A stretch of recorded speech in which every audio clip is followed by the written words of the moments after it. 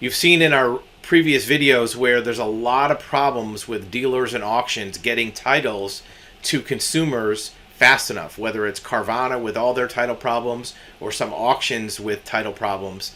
There's been people waiting many, many months, sometimes more than a year to get a title. And in most states, that's not allowed under the state law. If you're a dealer, you have to provide your buyer with a good, valid title, clean title within a certain period of time. In Florida, the law says if you're a dealer, you have to transfer the title within 30 days to a buyer.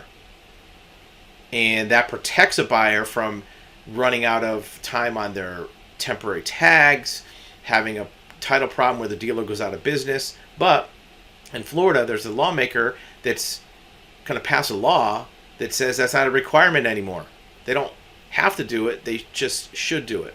Well, how does that work? Well, when you buy a vehicle in Florida, the law requires the dealers to apply for a title transfer within 30 days. If they don't, the state can fine the dealer or even suspend their license.